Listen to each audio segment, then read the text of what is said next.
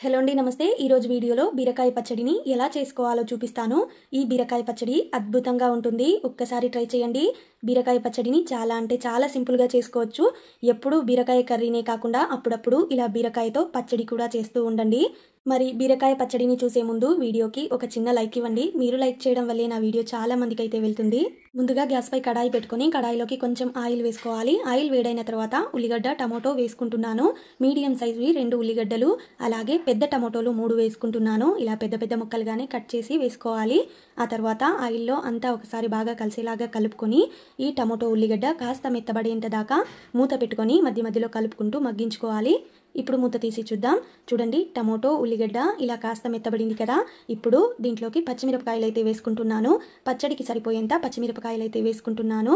ఆ తర్వాత 2 పెద్ద బీరకాయల్ని తీసుకొని ఇలా పెద్ద పెద్ద ముక్కలుగా కట్ చేసుకొని శుభ్రంగా కడిగి వేసుకోవాలి. ఇలా బీరకాయకి పైన ఉండే పొట్టుని కొంచెం తీసి వేసుకుంటున్నాను. ఆ తర్వాత ఇదంతా ఒకసారి బాగా కలిసేలాగా నిదానంగా కలుపుకోవాలి. ఇప్పుడు దీంట్లోకి సగం టీ స్పూన్ పసుపు వేసుకోవాలి. అలాగే కరివేపాకు కూడా వేసుకుంటున్నాను. కరివేపాకుని కొంచెం ఎక్కువగానే వేసుకోండి, మంచి రుచి వస్తుంది పచ్చడికి. అలాగే ఒక కొత్తిమీర కట్టను ఇలా శుభ్రంగా కట్ చేసుకొని కడిగి వేసుకోవాలి. ఆ తర్వాత మూత పెట్టుకొని అలాగే ఒక 5 నిమిషాల పాటు మీడియం సైజ్ మంట పెట్టి ఉడికించుకోవాలి. చూడండి, ఇలా అంతా దగ్గర పడిన తర్వాత మూత తీసి ఒకసారి అంతా బాగా కలిసేలాగా కలుపుకోవాలి.